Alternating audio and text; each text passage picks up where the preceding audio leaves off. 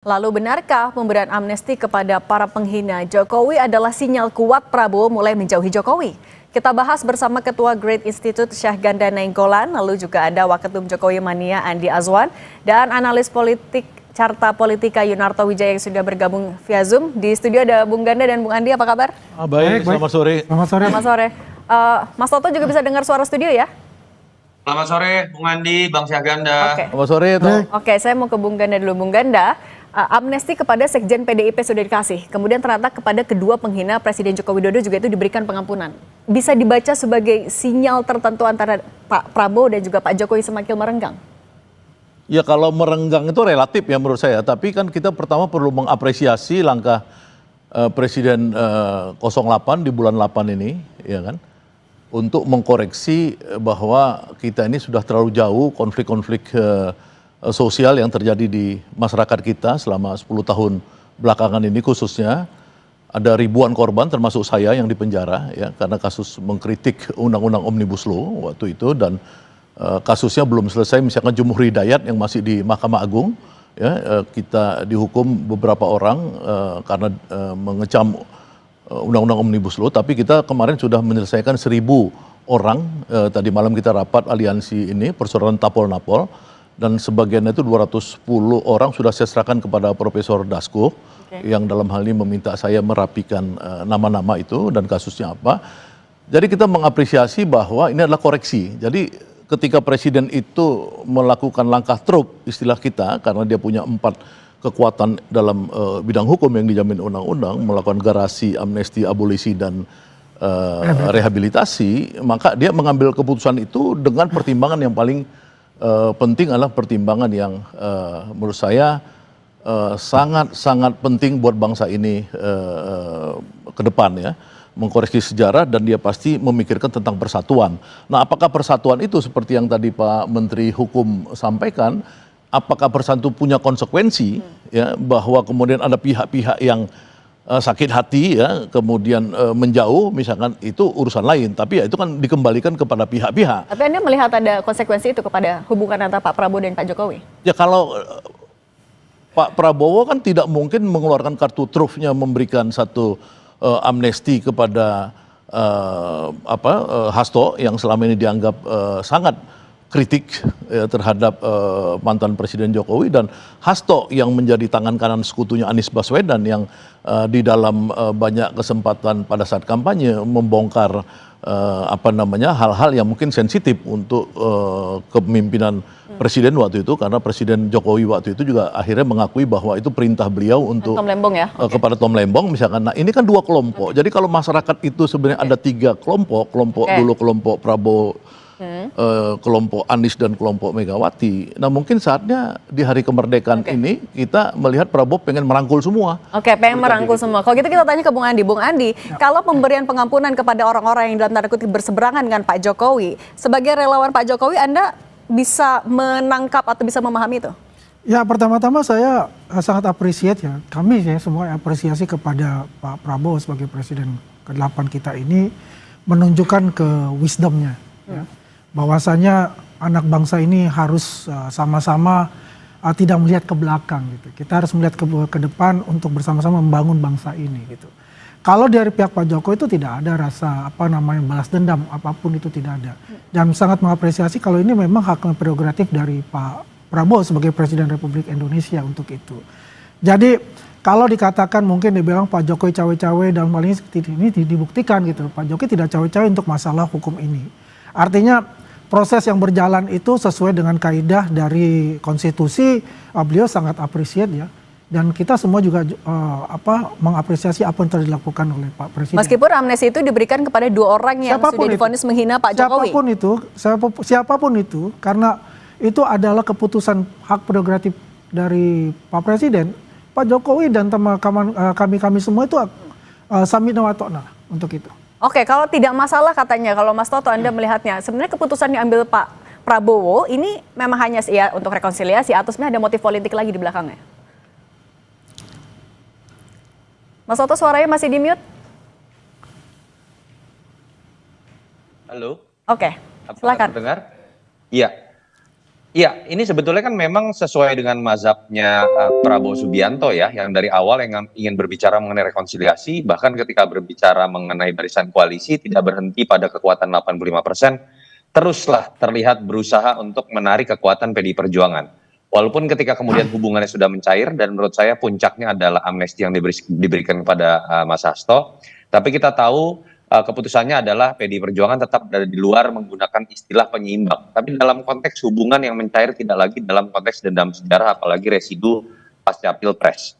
Itu yang pertama menurut saya terlihat konsisten. Yang kedua suka atau tidak, dari sisi persepsi, ini yang kemudian akan membuat image Pak Prabowo lebih positif. Suka atau tidak ya, dengan majunya Mas Gibran secara kontroversial, sebagai calon wakil presiden Pak Prabowo, lalu kemudian menjadi wakil presiden, ada image seakan-akan ada kekuatan Jokowi yang tetap ada dalam pemerintahan Prabowo.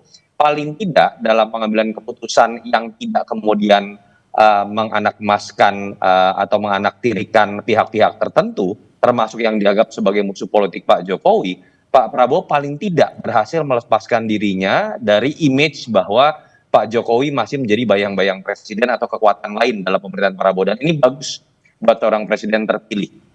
Dan ada PR yang menurut saya tetap harus diselesaikan oleh Presiden Prabowo dan ada juga catatan kritis artinya buat pemerintahan Presiden Jokowi. Ketika Pak Prabowo kemudian misalnya membebaskan beberapa pihak yang kemudian dianggap kena vonis pada zaman pemerintahan Jokowi, terutama terkait Undang-Undang ITE yang sering dianggap oleh teman-teman aktivis sebagai pasal karet, artinya kan ada pemberlakuan secara sistem hukum yang bermasalah pada rezim sebelum. Artinya ini kita nggak bisa lihat sekedar pengampunan kepada sosok tertentu, tapi sebuah kritik terhadap sistem yang sempat diberlakukan pada rezim sebelum. Tapi ada PR juga buat Pak Prabowo menurut saya, terutama dalam kasus Mas Hasto ataupun dalam kasus Tom Lembong, ketika Mensesnek mengatakan bahwa dua kasus hukum ini bernuansa politik yang menjadi alasan salah satunya untuk kemudian keluar amnesti dan abolisi. Presiden tidak boleh berhenti pada level memberikan amnesti abolisi sesuai haknya sebagai kepala negara. Presiden artinya mengakui dalam sistem hukumnya ada politisasi yang masih mungkin terjadi. Jadi seharusnya Presiden setelah ini tidak berhenti, tapi bicara bagaimana perbaikan sistem hukum sehingga hal-hal seperti ini tidak perlu terjadi lagi. Itu poin paling penting menurut saya. Oke, tapi Mas Toto kalau Anda melihatnya artinya ada konsekuensi tentunya ketika Pak Prabowo mengambil langkah amnesti ini. Apakah artinya ini bisa dilihat ya Pak Prabowo mulai melihat kekuasaan atau pengaruh dari Pak Jokowi sudah mulai mengecil? Kalau saya sih dari awal melihat Pak Prabowo tidak dipengaruhi oleh Jokowi ya. Pak Prabowo dipengaruhi oleh Jokowi dalam konteks pencalonan. Suka atau tidak Gibran itu mewakili deal politik antara Prabowo dengan Jokowi. Tapi bagaimana menilai seorang Prabowo apakah berdiri independen atau tidak ketika sudah menjadi presiden, saya melihatnya bukan dari pidatonya yang teriak hidup Jokowi, bukan dari seberapa sering beliau kemudian bersilaturahmi, tapi apakah kebijakannya itu pas Prabowo atau tidak. Saya pernah berdebat juga dengan Bung Andi, saya mengatakan dengan masuknya Indonesia ke BRICS, dengan keluarnya program MBG, dengan tidak menggunakan APBN lagi untuk proyek infrastruktur, ini menunjukkan Prabowo berdiri independen. Tidak kemudian berbau Jokowi. Bahkan saya selalu mengatakan teman-teman relawan Jokowi harus legowo kalau kemudian akhirnya melihat sebuah fakta bahwa kebijakan Pak Prabowo itu berbeda dengan kebijakan Pak Jokowi. Kontinuitas itu nggak bisa dilihat dalam konteks sama dengan kebijakan Jokowi, dan memang seharusnya seperti itulah seorang presiden terpilih melanjutkan melaksanakan sebuah kebijakan independen, tidak terpengaruhi oleh. Kalau gitu kita juga tunggu Bung Ganda, tapi kalau dari catatan Anda, selain dua terpidana yang baru saja dapat amnesti, masih banyakkah terpidana-terpidana lain yang ya di penjara dan perlu dapat amnesti karena menghina Presiden Jokowi?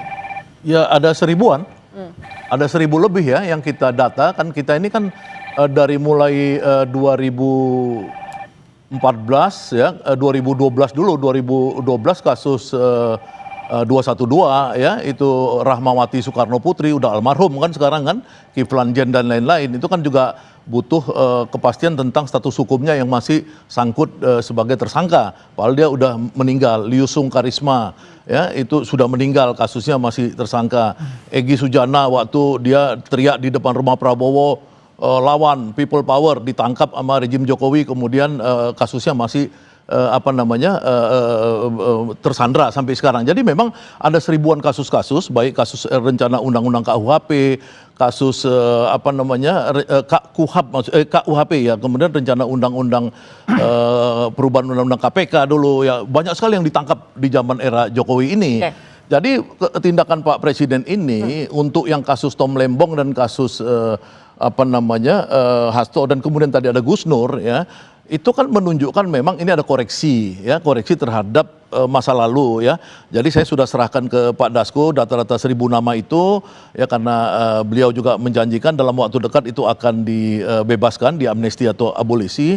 Nah, jadi memang kita melihat bahwa Presiden ini bisa jadi dia sudah menunjukkan kepada Pak Jokowi ya bahwa langkah ini mungkin menyakitkan Anda ya kan, karena Anda itu adalah bagian daripada orang-orang ini terpenjara. Seperti saya kan nggak ada kesalahan, cuma mengkritik undang-undang Omnibus Law, kenapa saya dipenjara misalnya gitu ya. Kayak 1.000 orang lebih yang artinya masih penjara dan menunggu. Enggak, sebagian masih nyangkut. Seperti Jumhur tadi kan nyangkut tuh di Mahkamah Agung. Egy Sujana kasus dia makar itu nyangkut. Rahmawati Soekarno Putri nyangkut. Itu kan banyak orang-orang yang dia itu tidak bisa jadi komisaris, ya kan, kalau ada yang tidak bisa jadi kerja di pemerintah, kalau dia urus SKCK apa segala gitu. Ini memang harus diselesaikan menurut saya. Oke, kalau akhirnya mereka semua diberikan pengampunan oleh Pak Prabowo, kalau dari Anda relawan Jokowi, apakah Anda rela? Tapi jangan dijawab dulu Bung Andi. Kita akan kembali saat lagi, tetap bersama kami di Kompas Petang. Sama kami ada Bung Ganda, Bung Andi dan juga Mas Toto. Saya lanjutkan ke Bung Andi. Bung Andi, 1.000 lebih nasibnya masih digantungkan. Ini mereka orang-orang yang menghina Pak Jokowi loh, menghina Pak Jokowi. Kalau misalnya semuanya kemudian dikabulkan dapat pengampunan, Anda sebagai relawan rela? Jadi begini, mesti kita pilah-pilah nih, menghina Jokowi seperti apa gitu. Apakah menghina pemerintah atau menghina Pak Jokowi kan gitu. Tapi kalau secara keseluruhan itu, kembali lagi yang saya katakan, itu adalah hak prerogatifnya Pak Presiden. Tapi pasti melalui telah-telah ya, secara komprehensif. Masalah-masalah yang terjadi itu seperti apa, vonisnya itu seperti apa, prosesnya sudah sampai mana kan itu. Pasti ada melalui telah-telah itu.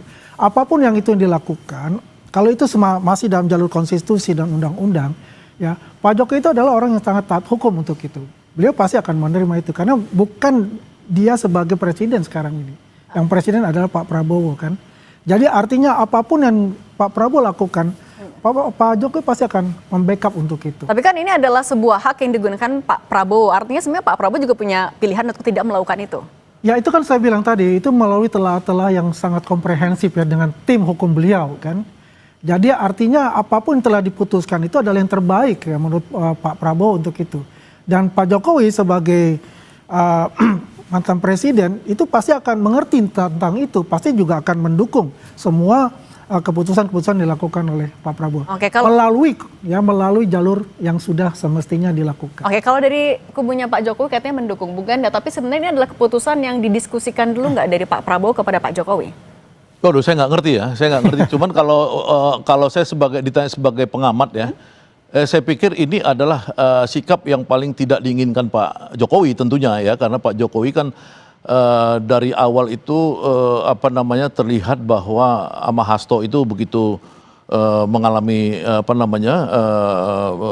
tekanan ya, karena Hasto selama di luar itu terus menyerang Pak Jokowi. Nah itu mungkin tuntutan 7 tahun itu untuk Hasto, tuntutan 7 tahun untuk Tom Lembong itu kan sesuatu yang di luar akal sehat menurut saya ya, yang itu tidak terkait dengan Prabowo. Karena apa tidak terkait dengan Prabowo? Karena Prabowo mengkoreksi kan gitu dengan ini. Nah terkait dengan siapa? Ya menurut saya pasti dengan Jokowi ya kan. Tapi apakah Jokowi terima atau enggak misalnya gitu. Ini aja sekarang kalau Jokowi nggak terima dia boleh mundur dari rejim Prabowo kan gitu ya kan. Kan itu aja sebenarnya pilihannya kan. Sekarang kan udah kelihatan rekonsiliasi itu artinya apa sih? Arti rekonsiliasi adalah Pak Prabowo pengen merangkul Anies dan merangkul Megawati. Kan gitu. Ini mau dirangkul nggak? Itu aja pertanyaannya. Kalau mau merangkul PDIP dan juga Anies, nah Mas Toto, jadi sebenarnya apa pesan yang mau disampaikan Pak Prabowo ke Solo, Mas Toto? Saya nggak tahu ya kalau pesan. Saya lebih melihat begini, paling tidak Pak Prabowo semakin menegaskan bahwa salah pandangan yang mengatakan bahwa Jokowi itu masih menjadi bayang-bayang saya, bahwa saya masih ada di bawah bayang-bayang mantan presiden. Saya sebelumnya dari awal sudah melihat sebenarnya dari si kebijakan Pak Prabowo sudah berdiri sendiri. Ini khasnya Prabowo, bukan Jokowi, kebijakan yang sangat berbeda. Di sisi lain misalnya dalam konteks PDI Perjuangan, Pak Prabowo terus membangun komunikasi. Pertemuan misalnya dilakukan pada bulan April juga dilakukan dengan Ibu Mega. Artinya kan tidak serta-merta yang dianggap sebagai musuh politik Jokowi itu kemudian menjadi musuh politik Prabowo juga. Dan puncaknya adalah kebijakan amnesti, abolisi, bukan hanya terhadap Tom Lembong dan Hasto, tapi bahkan pihak-pihak yang dianggap menghina Presiden Jokowi pada saat pemerintahan Jokowi, kemudian juga dibebaskan. Poin paling pentingnya menurut saya adalah dia ingin menunjukkan bahwa dia mengambil keputusan sendiri. Jadi nggak perlu lagi ada pertanyaan misalnya keputusan abolisi dan amnesti ini apakah berdiskusi dengan mantan presiden, karena memang seharusnya tidak perlu dilakukan. Nah, oke. Siapapun yang terpilih itu tidak boleh kemudian dalam pengambilan keputusan bergantung pada mantan presiden. Dalam oke. konteks persahabatan, dalam konteks silaturahmi, tentu saja iya. Tapi poin paling penting gini loh, saya ingin mengatakan, saya berharap Pak Prabowo bisa konsisten ya. Apa yang dia lakukan secara yang diapresiasi oleh masyarakat dalam konteks pengampunan terhadap tahanan yang berbau politik, itu juga bisa dia berlakukan ketika kritik dilancarkan kepada dirinya. Ini jadi sangat penting buat legacy Pak Prabowo yang kita tahu, terutama buat teman-teman aktivis ya, termasuk Bang Jaganda lah. Pak Prabowo sering diidentikan dengan masa lalu. Dan diidentikan masa lalu itu ketika berbicara Orba anti kritik. Lalu kemudian berbicara hal-hal yang menjadi beban Orba. Apa yang dilakukan hari ini paling tidak menghapus sebagian stigma itu, tinggal pembuktian ke depan ketika ada yang mengkritik dirinya, menghina dirinya, apakah perlakuan yang sama sebagai seorang kepala negara dalam respon bisa terjadi juga atau tidak. Itu yang saya mau ke Bung Andi tadi melanjutkan dari pernyataan dari Bung Ganda. Kalau misalnya mau merangkul PDIP dan juga Anies, artinya Pak Jokowi ditinggalin dong. Melihat itu nggak? Nggak juga. Saya tidak melihat itu. Itu bukan sifatnya Pak Prabowo. Pak Prabowo yang merangkul semua kok. Kan dikatakan rekonsiliasi nasional. Siapapun anak-anak bangsa itu diajak untuk bersama-sama membangun bangsa ini gitu loh. Meninggalkanlah, kita kalau lihat jangan lihat spion ke belakang terus, kita fokus ke depan untuk pembangunan kita gitu. Tapi kan yang rekonsiliasi adalah musuh-musuh politiknya Pak Jokowi. Ini kita jangan katakan ini musuh ya Mbak. Ini adalah rivalitas secara politik. Secara pribadi tidak ada Pak Jokowi itu memusuhi adalah musuh, tidak. Ini adalah rivalitas politik. Tapi dalam hal bagi satu kesatuan anak bangsa, ini ada satu yang diorkestrasi oleh Pak Prabowo gitu loh. Jadi Pak Jokowi pasti juga akan legowo kok, nggak ada masalah untuk itu. Itu tapi adalah udah haknya Pak Presiden. Mau rekonsiliasi meskipun di situ isinya ada ya orang misalnya ada PDIP, ada Anies, nggak ada masalah. Nggak masalah. Nggak ada masalah itu. Itu saya mungkin mau ngasih masukan nih ya kepada teman-teman sebagian, saya nggak katakan semua. Mas Soto, maaf boleh di mute dulu, Mas. Oke, kalau gitu Bung Ganda, iyakah, bisakah kalau Anda kacamata sebagai juga dari relawannya Pak Prabowo, mungkinkah ya Pak Jokowi akan bisa rekonsiliasi dengan orang-orang itu di dalamnya? Ya kan begini ya, kalau kita nih lihat seperti kata apa tadi siapa pembicara satu lagi tadi, Junarto ya. Ya Mas Soto. Kan memang kelihatan langkah-langkah kebijakan Presiden Prabowo kan meninggalkan langkah-langkahnya arahnya Jokowi selama ini. Tapi kan kemudian yang orang meragukan selama ini apakah dia bisa mengambil sikap menjaga jarak untuk kasus-kasus politik yang menyangkut lawan-lawan politik. Ya seperti kasus Hasto, kasus Tom Lembong ini kan menunjukkan Prabowo ngambil sikap. Ini sikap gua, pribadi gua. Nah, artinya di sini dia saya lihat meninggalkan Jokowi. Ya kan, tapi apakah kemudian secara total kita nggak tahu. Ya, tapi menurut saya ada kebutuhan Prabowo sekarang untuk melakukan rekonsiliasi yang besar karena apa? Karena Prabowo mengalami tantangan dunia yang sangat besar ya ketika dia berhadapan dengan Donald Trump ya yang berhadapan dengan negara-negara besar lainnya. Dia butuh satu kekuatan semesta Indonesia ini di bawah dia. Dia nggak bisa gara-gara ada Presiden Jokowi nggak suka sama Mega, nggak suka sama yang lainnya, Anies apa segala, kemudian itu dibawa sampai sekarang. Enggak. Menurut saya memang Pak Jokowi harus insaf juga, jangan terus-terusan pengen mempengaruhi, menginfluence Prabowo. Kalau menurut saya cukuplah Gibran dititipkan kepada Prabowo, sisanya udah kayak SBY aja, nggak ikut campur lagi cawe-cawe gitu loh. Kalau Mas, artinya kalau cawe-cawe lo Bang Ganda. Enggak, ini kan pandangan politik. Silakan Mas Andi ini kan. Mas Soto, artinya kalau dari mendengar penjelasan dari Bung Ganda, apakah ini artinya ya Prabowo bilang dadah Jokowi? Singkat saja. Bukan dadah ya, saya berdiri tegak independen. Jadi jangan ada cawe-cawe. Saya nggak mengatakan Pak Jokowi akan cawe-cawe juga. Saran saya minimal deh kalau kita nggak mau kemudian berspekulasi macam-macam tentang Pak Jokowi, teman-teman relawan sebagian jangan terlalu berbicara hitam putih. Ini contoh ya, Sylvester itu sering loh dalam diskusi tentang forum pemakzulan, tentang memberikan masukan, analisisnya langsung dikaitkan dengan yang kalah pemilu, yang sakit hati. Hal-hal itu yang membuat nama Pak Jokowi semakin jelek ketika Anda berbicara sebagai relawan Jokowi. Karena pada kenyataannya Prabowo sangat menyukai rekonsiliasi. Yang tadi Bang Syahganda katakan memang modal dasar dalam situasi global yang tidak mudah. Kalau stabilitas politiknya rapuh, kalau nambah musuh, itu akan menjadi beban buat Presiden Prabowo. Itu yang menurut saya harus jadi catatan buat teman-teman relawan Jokowi. Sebagian, saya nggak katakan, semoga Bung Andi bukan termasuk diantaranya. Oke, terima kasih kalau gitu Mas Toto, Bung Ganda dan juga Bung Andi sudah berbagi bersama kami di Kompas Petang. Saya selalu semuanya. Sore Mas Toto. Terima kasih. Terima kasih. Terima kasih Bang Syahganda.